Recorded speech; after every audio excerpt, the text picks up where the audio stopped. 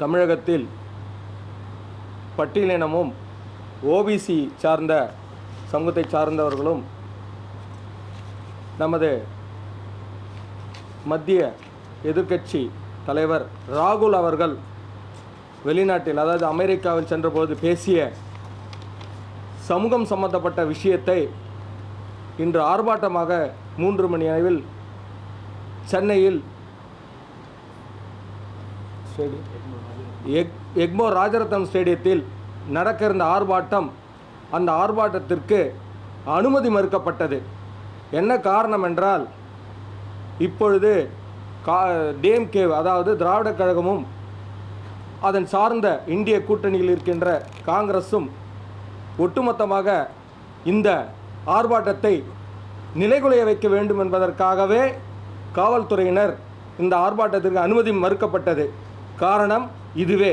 அது மட்டுமல்லாமல் கடந்த 57 ஆண்டு காலமாக பட்டியல் சமூகத்திற்கும், அதாவது ஓபிசி சமூகத்திற்கும் கொடுக்கப்பட்டிருந்த தேசிய அமைப்பு சட்ட ரீதியாக நமக்கெல்லாம் அளிக்கப்பட்ட அந்த இடஒதுக்கீடை அவமானப்படுத்தும் வகையில் அவர் பேசிய வார்த்தைகள் வெகுஜன மக்களையும், கீழ்த்தட்டு மக்களையும், அடித்தட்டு மக்களையும், பட்டியலின மக்களையும் வேதனைக்குள்ளாக்கி இருக்கிறது. அதன் நிகழ்வுகளை எங்களுடைய மாநிலத்தினுடைய துணைத் தலைவர் அண்ணன் விபி துரைசாமி அவர்களும், எங்களது ஓபிசி அணியை சார்ந்த அண்ணன் கார்வேந்தன் அவர்களும், அதேபோல நமது எஸ்சி அணி பிரபாரியாக இருக்கின்ற நேஷனல் பிரபாரி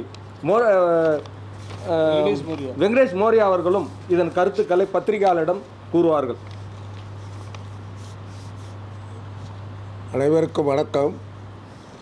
இந்த எங்கள் கண்டனத்தை தெரிவிக்கின்ற இந்த நிகழ்ச்சியில் கலந்து கொண்டிருக்கின்ற தமிழக பாரதிய ஜனதா கட்சியினுடைய ஓபிசி தலைவர் மரியாதைக்குரிய சாய் சுரேஷ் அவர்களே,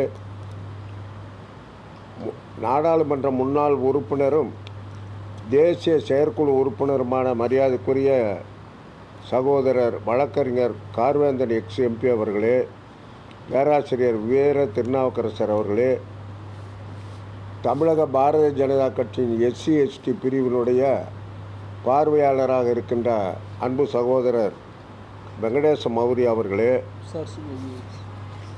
ஓய்வு பெற்ற ஐஏஎஸ் அதிகாரி உதிகார் சிங் ஐஏஎஸ் அவர்களே, ஊடகப் பிரிவினுடைய தலைவர் ரங்கா அவர்களே, உங்கள் அனைவருக்கும் எங்களது பணிவான வணக்கத்தை தெரிவித்துக்கொள்ள கடமைப்பட்டிருக்கின்றோம். நமது சாய் சுரேஷ் சொன்னது போல, ஒரு கண்டன கூட்டம் தமிழகத்தில் இருக்கின்ற பிற்படுத்தப்பட்ட மக்கள் மட்டும் அல்லாமல் அகில இந்திய அளவிலே வாழ்கின்ற ஓபிசி என்று அழைக்கப்படுகின்ற பிற்படுத்தப்பட்ட மக்களும், பட்டியலின மக்கள், தலித் மக்கள் என்று அழைக்கப்படுகின்ற ஷெட்யூல் காஸ்ட், ஷெட்யூல் ட்ரைப் மக்கள் எல்லோரும் கண்டனம் தெரிவிக்கின்ற வகையிலே கடந்த மாதம் நமது நாடாளுமன்ற எதிர்க்கட்சி தலைவராக இருக்கின்ற காங்கிரஸ் முன்னாள் தலைவர் மரியாதைக்குரிய ராகுல் காந்தி அவர்கள், நான் அரசாங்கத்தை நடத்தக்கூடிய வாய்ப்பு கிடைத்தால் எஸ்சி எஸ்டி ஓபிசியினுடைய ரிசர்வேஷனை ரத்து செய்வேன். I will quote, he stated that he would remove the reservation என்று சொல்லியிருக்கிறதை கண்டிக்கின்ற வகையிலே இந்த பிரஸ் கூட்டம் நடைபெற்று கொண்டிருக்கிறது. தமிழக பாரதிய ஜனதா கட்சி இந்த கண்டன கூட்டத்தை நேற்று நடத்துவதாக கட்சியினுடைய முன்னணி தலைவர்கள் எல்லாம் ஏற்பாடு செய்திருந்த நிலையில் தமிழக காவல்துறை, குறிப்பாக சென்னை மாநகர காவல்துறை அனுமதி மறுத்துவிட்டது. அதற்கும் எங்களுடைய கண்டனத்தை வன்மையாக பாரதிய ஜனதா கட்சி தெரிவித்துக் கொள்கிறது என்பதை உங்கள் மூலமாக தெரிவித்துக் கொள்கிறேன். இது தாழ்த்தப்பட்ட மக்களுக்கும் பிற்படுத்தப்பட்ட மக்களுக்கும் எதிராக ராகுல் காந்தி மட்டுமல்ல, அவருடைய தந்தையார் ராஜீவ் காந்தியும் பேசியிருக்கிறார். அவருடைய கொள்ளுத்தாத்தா மறைந்த முன்னாள் பிரதமர் பண்டிட் ஜவஹர்லால் நேரு காலத்திலிருந்து தொடர்ச்சியாக இந்த 2 சமுதாயங்களுக்கு எதிராக பல்வேறு கட்டங்களிலே அவர்கள் பணியாற்றியிருக்கின்றார்கள். ஆனால் இந்த 10 ஆண்டு காலத்தில் the dynamic leader prime minister Modiji அவர்களுடைய தலைமையில் இருக்கின்ற பிஜேபி கவர்மெண்ட் 2017ஆம் ஆண்டு ஆட்சிக்கு வந்தது 2014. ஆனால் 2017ஆம் ஆண்டு national commission for backward classes என்பதற்கு அரசியல் அங்கீகாரம் கொடுத்தது பிஜேபி சர்க்கார். அதே போல் 2019 reservations for economically weaker section, முற்பட்ட சமுதாயத்திலும் ஏழை எளிய மக்கள் இருக்கிறார்கள், அவர்களுக்கும் ரிசர்வேஷன் 10% ஒதுக்கியது மாண்புமிகு பிரதமர் மோடியினுடைய சர்க்கார், அதாவது இடபிள்யூஎஸ் என்று சொல்வார்கள். பிறகு 2019 எஸ்சி எஸ்டி அவர்களுக்கு கிடைக்கின்ற பிரிவிலேஜ் உரிமைகளும் ரத்து செய்ய காலாவதி ஆகின்ற சூழ்நிலையில் எந்த சமூகத்திற்கு எதிரான ஆட்சி என்று எதிர்க்கட்சிகள், காங்கிரஸ் கட்சி அதனுடைய கூட்டணி கட்சிகள் எல்லாம் மக்களிடம் தவறான ஃபால்ஸ் புரபகண்டா செய்து கொண்டிருந்த நிலையில் பிஜேபி கவர்மெண்ட் அனதர் 10 ஆண்டுகளுக்கு எஸ்சி எஸ்டி மக்கள் ரிசர்வேஷன் கண்டினியூ ஆகும் என்று ஒரு திருத்தத்தையும் கொண்டு வந்தது மோடியினுடைய அரசாங்கம் என்பதை உங்களுக்கு தெரிவித்துக் கொள்கிறேன். ராஜீவ்காந்தி அவர்கள் மார்ச் 3, 1985ஆம் ஆண்டு we should not encourage the fools through reservation என்று தாழ்த்தப்பட்ட மக்களையும் பிற்படுத்தப்பட்ட மக்களையும் முட்டாள்கள், ஃபூல்ஸ் என்று அவர்கள் சொல்லியிருக்கிறார்கள். இது நேருக்கு பிறகு இந்திரா காந்தி காலத்திலையும் சரி, நேரு காலத்திலையும் சரி, ராஜீவ்காந்தி காலத்திலையும் சரி, ராகுல் காந்தி காலத்திலையும் சரி, இது போன்று இந்த இரு சமுதாயங்களுக்கு எதிராக கருத்துக்கள் தெரிவிப்பது மிகவும் கண்டனத்துக்குரிய ஒரு செயலாக அகில இந்திய பாரதிய ஜனதா கட்சி கருதுகிறது என்பதை உங்கள் மூலமாக தெரிவித்துக் கொள்கிறேன். குறிப்பாக இந்தியா சுதந்திரம் பெற்ற பிறகு the architect of constitution of India doctor Ambedkar அவர்களிடம் போய் சொன்ன பொழுது, எனது சமுதாய மக்கள் பொருளாதாரத்திலும் கல்வியிலும் சமூக நிலையிலும் on par with other community எப்பொழுது முன்னுக்கு வருகிறார்களோ அப்பொழுதுதான் முழு சுதந்திரம் என்று நான் கருதுகிறேன் என்று அதை அரசியலமைப்பு சட்டத்தை வடித்து தந்த அம்பேத்கர் அவர்கள் அரசியலமைப்பு சட்டம் 330 மக்களவையில், அதாவது பார்லிமெண்ட்டில் பட்டியல் இனம் மற்றும் பழங்குடியினருக்கு இடஒதுக்கீடு வழங்க லோக்சபாவுக்கு உரிமையை தந்திருக்கிறார்கள். 332வது பிரிவின்படி மாநில சட்டமன்றங்களுக்கும், குறிப்பாக இப்பொழுது நம்ம தமிழகத்தில் வன்னியர் சமுதாயத்திற்கு என்று ஒரு ரிசர்வேஷன், பேக்வேர்டு கம்யூனிட்டிக்கு என்று ரிசர்வேஷன், அந்த உரிமையை வழங்கியது அரசியலமைப்பு சட்டம் 332. அரசியலமைப்பு சட்டம் 335 பிரிவுப்படி வேலைவாய்ப்பு தேசிய மற்றும் மாநில அளவில் கூட இடஒதுக்கீடு ரிசர்வேஷன், இது எல்லாம் நான் ஏன் எதற்காக சொல்லுகிறோம் என்று சொன்னால், அரசியலமைப்பினுடைய நெறிமுறைகளுக்கு எதிராக 57 ஆண்டு காலம் ஆட்சியில் இருந்த காங்கிரஸ் கட்சி இந்த சமுதாயத்திற்கு எதிராகவே செயல்பட்டது என்பதை பாரதிய ஜனதா கட்சியினுடைய சார்பாக எங்களுடைய கண்டனத்தை தெரிவித்துக் கொள்கின்றோம். இது 70 ஆண்டு காலம் ஆகியும் கூட most backward scheduled caste scheduled tribe மக்கள் மற்ற சமுதாய மக்களோடு கல்வி நிலையிலும் சமூக நிலையிலும் பொருளாதார நிலையிலும் இன்னும் வளர்ச்சி அடையவில்லை என்பதற்காக தான் மாண்புமிகு பிரதமர் மரியாதைக்குரிய மோடிஜி அவர்கள் இன்னொரு 10 ஆண்டு காலம் நீடித்திருக்கிறது. அது மட்டுமல்லாமல் உங்களுக்கு ஒரு புதிய தகவல் சொல்கிறேன். இந்த பிஜேபி ஆட்சி மரியாதைக்குரிய மோடி அவர்களுடைய தலைமையில்தான் scheduled caste most backward OBC சமுதாய மக்களுக்கு அதிகமாக அமைச்சர் பதவி வழங்கியது பிஜேபி ஆட்சி மட்டும்தான். ஆனால் இதற்கு மாறாக செயல்பட்டது மட்டுமல்ல, அரசியல் அமைப்பினுடைய நெறிமுறைகளுக்கு எதிராகவே காங்கிரஸ் ஆட்சி செய்திருக்கிறது என்பதை இந்த இடத்துல நான் பதிவு செய்ய கடமைப்பட்டிருக்கிறேன். இந்த நேரத்தில் ஒரு வருத்தமான செய்தியை நான் தெரிவித்துக்கொள்ள கடமைப்பட்டிருக்கிறேன். இதை தயவு செய்து எழுதுங்கள். திகாவினுடைய தலைவர் பெருமதிப்பிற்குரிய ஆசிரியர் வீரமணி கூட ராகுல் காந்தியினுடைய பேச்சுக்கு கண்டனம் தெரிவிக்காமல் இருப்பது மிகவும் வருத்தத்தை நமக்கு வழங்குகிறது. காரணம், அவர்கள் அரசியல் கட்சியை நடத்தவில்லை, சமுதாய விழிப்புணர்வுக்காக நடத்துகின்ற ஒரு கட்சி திராவிடர் கழகம். அவர்கள் கூட இதற்கு ஒரு எதிர்ப்பு தெரிவிக்கவில்லை. இந்த கருத்துக்கு உடன்பட்டு செயல்படுவது போல திராவிட முன்னேற்றக் கழகம் இருக்கிறது. உடனடியாக திராவிட முன்னேற்றக் கழகம் காங்கிரஸ் கட்சி கூட்டணியிலிருந்து விலக்க வேண்டும். காரணம், இது போன்ற வார்த்தைகளெல்லாம் காங்கிரஸ் கட்சியினுடைய முன்னாள் தலைவரும் இந்நாள் நாடாளுமன்ற எதிர்க்கட்சி தலைவருமாக இருக்கின்ற ராகுல் காந்தி சொன்னது. இது காங்கிரஸ் கட்சியினுடைய கொள்கையாக நாங்கள் கருதுகிறோம். லட்சியமாக கருதுவதனால் எங்கள் சமுதாய மக்கள் மேலும் மேலும் கல்வி பெறவும், வேலைவாய்ப்பு பெறவும், பொருளாதாரத்தில் முன்னுக்கு வரவும் இந்த ரிசர்வேஷன் தேவைப்படுகிறது. அந்த தேவையை பூர்த்தி செய்கின்ற வகையிலே இன்றைய மத்திய ஆட்சி, மாண்புமிகு பிரதமர் மோடிஜியின் ஆட்சி இருக்கிறது என்பதை தெரிவித்துக் கொள்வதோடு, இத்தகைய சூழ்நிலையில் திராவிட முன்னேற்றக் கழகம் காங்கிரஸ் கட்சியை விலக்கி வைக்க வேண்டும். அதே போல் மாநகர காவல்துறை அதிகாரி on production of community certificate he become IPS officer. அவர் என்ன பண்ணுவார்? அரசாங்கம் சொல்கிறத கேட்டுக்கிட்டு எங்களுக்கு அனுமதி கொடுக்காமல் போனது, எங்கள் கண்டனத்தை தெரிவிக்க வாய்ப்பு கொடுக்காமல் மறுப்பது என்பது மிகவும் வேதனைக்குரிய ஒரு செயல். அவர்களுக்கும் எங்களுடைய கண்டனத்தை தெரிவித்துக் கொள்கிறோம். அடுத்தபடியாக நமது முன்னாள் எம்பி கார்வேந்தன் அவர்கள் ஓபிசி கம்யூனிட்டிக்கு எப்படி எதிரான ஒரு செயல்பாடு காங்கிரஸ் கட்சி செய்திருக்கிறது, பேசி வருகிறார்கள் என்பதை அவர்கள் விளக்குவார். சென்ற 10-11 தேதிகளில் அமெரிக்காவில் ஜார்ஜியா பல்கலைக்கழக மாணவர்களிடையே பேசிய ராகுல் காந்தி, இந்தியாவில் இடஒதுக்கீட்டின் மூலம் இதர பிற்படுத்தப்பட்டோர், தாழ்த்தப்பட்டோர், மலை ஜாதியினர் தவறாக லாபம் அடைகிறார்கள் என்று பேசியிருக்கிறார்.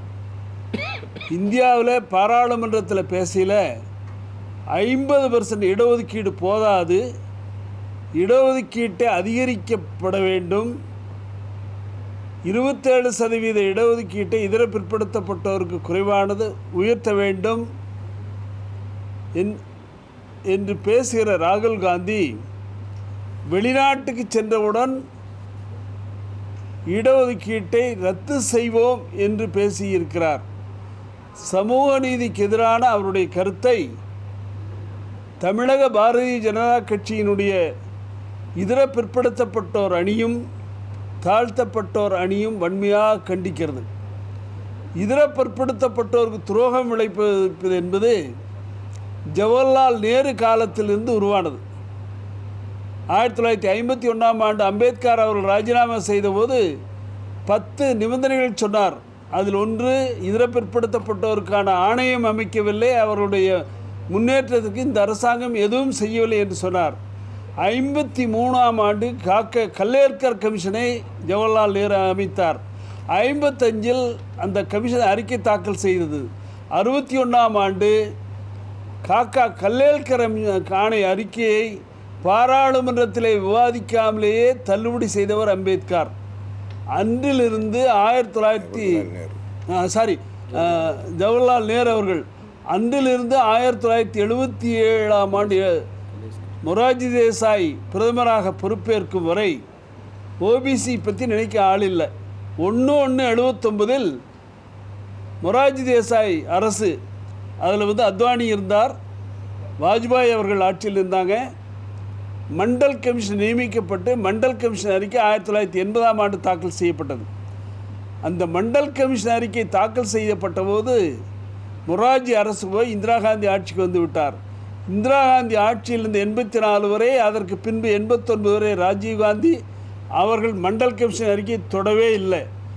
1990ஆம் ஆண்டு 7/8/90 என்று விபி சிங் அவர்கள் நாடாளுமன்ற அவையில் வைத்து 27% இடஒதுக்கீடு ஓபிசிக்கு கல்வி வேலைவாய்ப்பில் கொடுத்தார்கள். அதை 13/8/90 என்று சட்டமானவுடன் இந்தியா முழுவதும் வடமாநிலங்களில் காங்கிரஸ் தூண்டுதலால் போராட்டம் வெடித்து 57 பேர் தற்கொலை முயற்சி செய்து 300 பேருந்துகள் எரிக்கப்பட்டு பெரிய போராட்டம். நாடாளுமன்றத்தில் ஒத்திவைப்பு தீர்மானம் கொண்டு வந்து காங்கிரஸ் கட்சி பேசிய போது 6/9/90இல் சோம்நாத் சட்டர்ஜி, இந்திரஜித் குப்தா போன்றவர்கள் வரவேற்றார்கள் 27% இடஒதுக்கீட்டை. எதிர்த்த ஒரே ஒரு தலைவர் இன்றைக்கி ராகுல் காந்தி போய் அமெரிக்காவில் இருக்கிறார். அன்றைக்கே ராஜீவ்காந்தி 2.5 மணி நேரம் இந்த மண்டல் கமிஷன் அறிக்கை தவறு, இதை தூக்கி எறிய வேண்டும், 27% இடஒதுக்கீடு தவறு என்று சொல்லி பேசியவர் ராஜீவ்காந்தி அவர்கள். அது 93ஆம் ஆண்டில் உச்சநீதிமன்ற தீர்ப்பு முடிந்து அமல்படுத்தப்பட்ட போது தேசிய பிற்படுத்தப்பட்டோர் ஆணையம் அமைக்க வேண்டும் என்ற நிபந்தனையின் படி 93இல் அமைக்கப்பட்டது. ஆனால் அதிகாரம் கொடுக்கப்படவில்லை.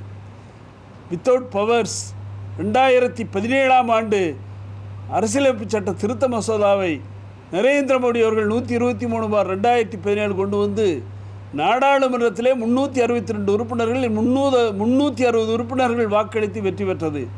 சோனியா காந்தி, ராகுல் காந்தி வாக்களித்தார்கள். ஆனால் அடுத்த நாள் பாராளுமன்றத்திற்கு ராஜ்யசபைக்கு சென்றபோது செலக்ட் கமிட்டிக்கு செல்ல வேண்டும் என்று சொல்லி செலக்ட் கமிட்டிக்கு அனுப்புகிறாங்க.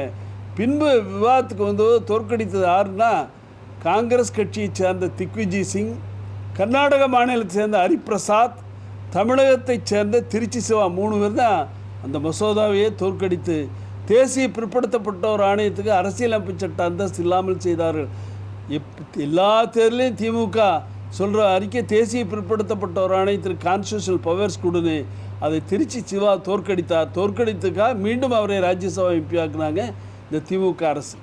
ஆனால் விடவில்லை. நரேந்திர மோடி அவர்களும் அமித்ஷா அவர்களும் 2018 மீண்டும் திருத்தம் கொண்டு வந்து நிறைவேற்றி இந்திய வரலாற்றில் 25 ஆண்டு கால கோரிக்கையை நிறைவேற்றி தேசிய பிற்படுத்தப்பட்டோர் ஆணையத்திற்கு அரசியலமைப்பு சட்ட அந்தஸ்தை தந்தவர் நரேந்திர மோடி அவர்கள். அதோடு உட்பிரிவு செய்ய வேண்டும், பேக்வேர்ட் கிளாஸ் பீப்புளை உட்பிரிவு செய்ய வேண்டும் என்று சுப்ரீம் கோர்ட் சொல்லி 25 ஆண்டு காலம் யாரும் செய்யாத போது 2017ஆம் ஆண்டு நீதிபதி ரோகிணி தலைமையிலே கமிட்டி அமைத்தவர் நரேந்திர மோடி அவர்கள். இந்த நாட்டில் கேந்திர வித்யாலயா பள்ளிகளுக்கு இதர பிற்படுத்தப்பட்டோர் இடஒதுக்கீடு இல்லை, அதை கொடுத்தவர் நரேந்திர மோடி. சைனிக் ஸ்கூல் இடஒதுக்கீடு இல்லை, கொடுத்தவர் நரேந்திர மோடி. நவோதய வித்யாலயா இடஒதுக்கீடு இல்லை, கொடுத்தவர் Narendra Modi.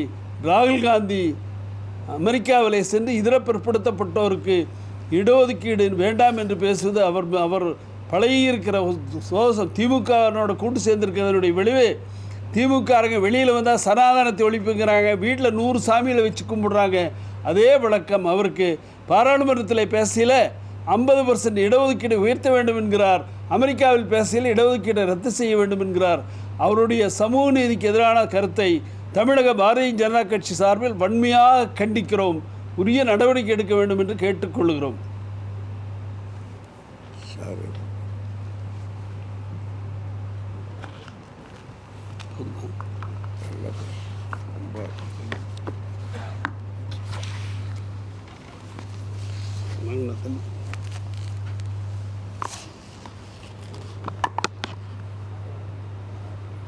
Being a national SC Mocha Prabhari of Tamil Nadu SC Mocha, I like to speak a little bit Tamil and also I love to speak Tamil and I'll try to speak in Hindi and English. இப்போ எப்படி explain பண்ணாரோ அந்த மாதிரி Congress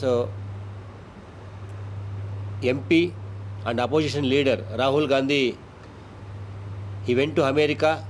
In America, he was condemned Indian constitution and scheduled caste and OBC reservation. He was spoken against Indian constitution. But what we are demanding and what we are planning to protest in Tamil Nadu, all over India we are protesting scheduled caste people and OBC people. Anti-nation, he was spoken in America. Regarding that, and in the section of anti-nation, we put against cases against Rahul Gandhi. You should put behind the bars, like we are demanding. But in Tamil Nadu, எப்படி Tamil Nadu government rule இருக்கோ அந்த மாதிரி before 4 days, we are intimated to concerned police authority to give permission to protest. But the Tamil Nadu government, it is not fair for public. Tamil Nadu government is against constitution. Tamil Nadu government le law and order le, they are against law and order. In Tamil Nadu government, the failure of law and order. Why? Now in Tamil Nadu there is no public government. There is only family government. Father CM, son deputy CM. And in DMK itself, the senior MLAs, senior ministers, they are very angry against CM and deputy CM. But in Tamil Nadu, the government is thinking BJP people are very intelligent and educated. They are going to educate people. And next, this is the last government in Tamil Nadu, our DMK government. Next, 100% BJP will come to power.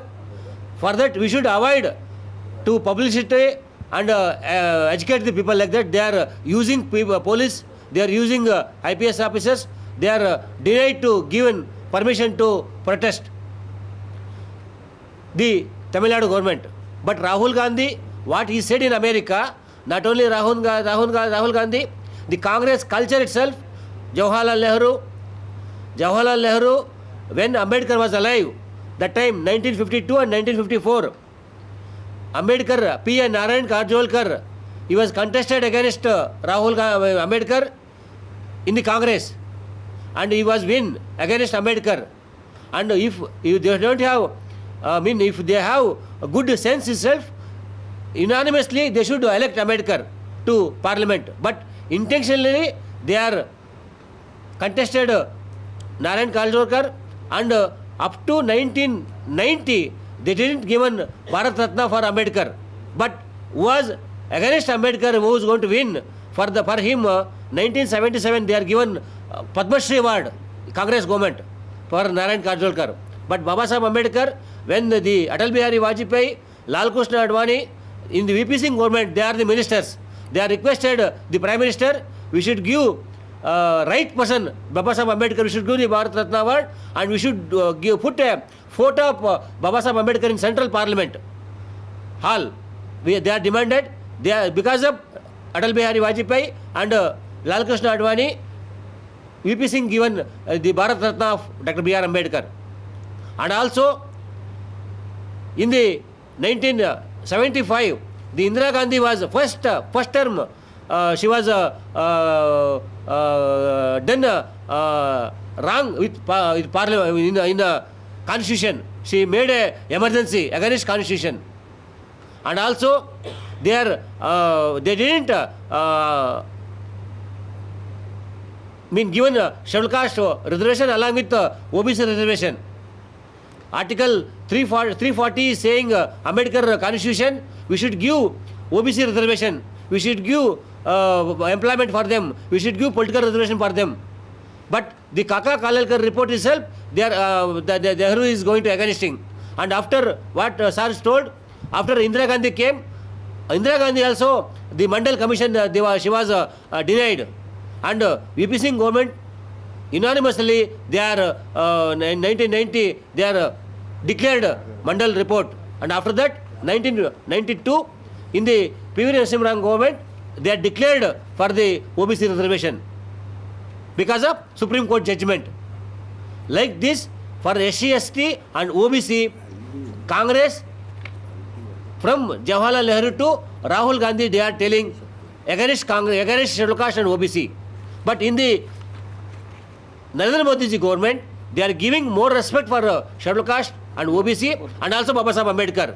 In the Congress term, when Ambedkar was passed in the Delhi, they didn't given 3/6 to his Dapan, and also they sent to Mumbai. In the Mumbai, in the nearby sea, the Dapan was, the Kriya was held up. After that, when Modi ji came to power, that Indian mill was there, 5 acres land, Modi Prime Minister was given to that place. And also, in the Modi ji, Ambedkar, where is the birthplace, where he was done higher education in London, and like that, Panchatirthas, he was developed, he given 5,000 crores for the development of Ambedkar. Like that, and Modi ji was given for the public also, Beam app. Like that, Modi ji is doing so many works for people of scheduled caste and OBCs. But particularly, the Congress and India Kootam people are telling for the people, telling for the scheduled caste, but using scheduled caste and OBC for vote only. After coming the power, they will do family politics, particularly in Tamil Nadu. For that, we are going to educate all in Tamil Nadu, in each colony for scheduled caste people, scheduled caste colony. Next coming assembly elections, 100% without BJP, there is no government in Tamil Nadu. Like that, we are going to village, we are going to colony. This particularly the membership drive is going now. We will do membership, we will educate our scheduled caste people and OBC people. We will come to power. Next assembly election, without BJP, there is no government in Tamil Nadu. Like that, we are going to form, we are going to work. The Stalin now he is using the police. He is not given permission for protest. We are going to take challenge for this. We will go to directly to people. We are going to directly to colonies. We are going to educate colony in the colony and OBC villages. We are going to educate and we are going to come to power in 2026 assembly election in Tamil Nadu. Thank you. Sir, any questions?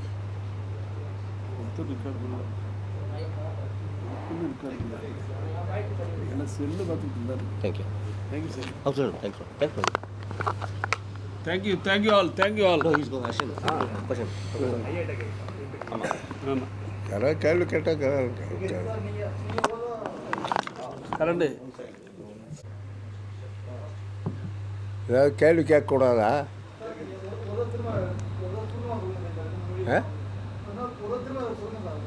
சொல்ல முடியாது. நாங்களே கண்டன கூட்டம் கூட்டுறோம். நீங்கள்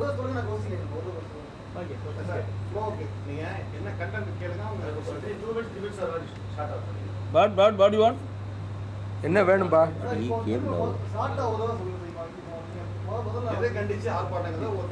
தம்பி, நம்ம நாடாளுமன்ற எதிர்க்கட்சி தலைவராக இருக்கின்ற காங்கிரஸினுடைய முன்னாள் தலைவர் ராகுல் காந்தி கடந்த மாதம் செப்டம்பர் 10 அமெரிக்காவுக்கு சென்றிருந்த பொழுது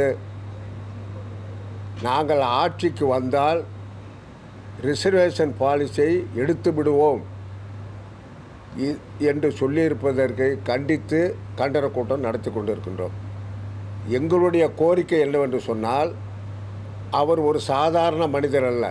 அவர் காங்கிரஸ் கட்சியினுடைய தலைவராகவும் நாடாளுமன்றத்தில் எதிர்க்கட்சி தலைவராக இருக்கின்ற காரணத்தினால் இது ராகுல் காந்தியினுடைய கருத்து மட்டுமல்ல, காங்கிரஸ் கட்சியினுடைய கருத்தாகவும் லட்சியமாகவும் தமிழக பாரதிய ஜனதா கட்சி எடுத்துக்கொள்கிறது. அந்த வகையிலே நாங்கள் எங்களுடைய கண்டனத்தை தெரிவித்துக் கொள்கிறோம். எங்கள் கண்டன கூட்டத்தை நடத்துவதற்கு தமிழக காவல்துறை அனுமதி தரவில்லை என்பதனால் அவர்களுக்கும் சேர்த்து எங்கள் கண்டனத்தை தெரிவித்துக் கொள்கிறோம்.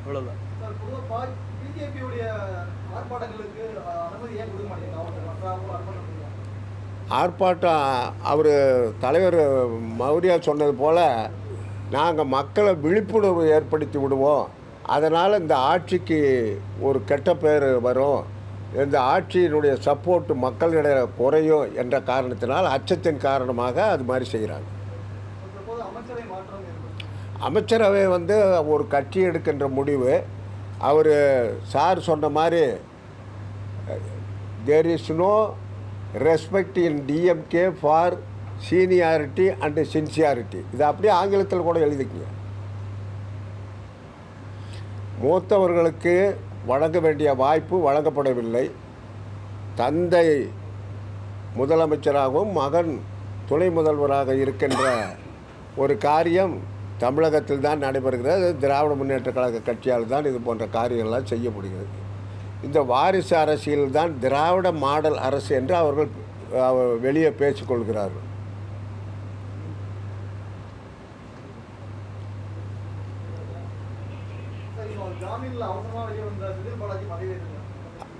அது அந்த கட்சியினுடைய விருப்பம். அதாவது சீமான் சொன்ன கருத்தை நான் திருப்பி சொல்கிறேன். அவர் மேலே நடவடிக்கை எடுக்கணும்னு சொன்னவர் இன்றைய முதலமைச்சர். அவர் மேலே கேஸு போடணும்னு சொன்னவர் இன்றைய முதலமைச்சர். அவருடைய ஆட்சி காலத்தில் அவர் கைது செய்யப்பட்டார். அவருக்கு தமிழகம் இந்தியா போன்ற எந்த பகுதியிலும் இல்லாத அளவுக்கு வரவேற்பு கொடுத்ததும் திமுக தான். இன்றைக்கு செய்தித்தாளில் பார்த்துருக்கிறோம், அவர் செய்தது தியாகம் என்கின்றார். நாங்களெல்லாம் ஓரளவு கிராமத்தில் பிறந்திருந்தாலும் சட்ட அறிவு கொஞ்சம் இருக்கிறது. பணம் லஞ்ச பணம் வாங்கினேன், திருப்பி கொடுத்து விட்டேன், என்னை தண்டிக்கக்கூடாது என்று வாதம் செய்தவர் தான் செந்தில் பாலாஜி. அப்பேற்பட்டவர் 471 நாள் சிறையில் அடைக்கப்பட்டார். இன்றைக்கும் விசாரணை குற்றவாளியாக, விசாரணைக்குரியவராக தான் இருக்கிறார்கள். இடி ஆஃபீஸ்க்கு வாரத்துக்கு 2 நாள் போகணும். அப்பேற்பட்டவருக்கு மீண்டும் எலக்ட்ரிசிட்டி மினிஸ்டராக பதவி கொடுத்திருக்கிறார்கள் என்று சொன்னால் இதை விட ஒரு நகைப்புக்குரிய காரியம் எதுவும் இல்லை. Okay, thank you all. இதை நாளைக்கு காட்டுவீங்களா?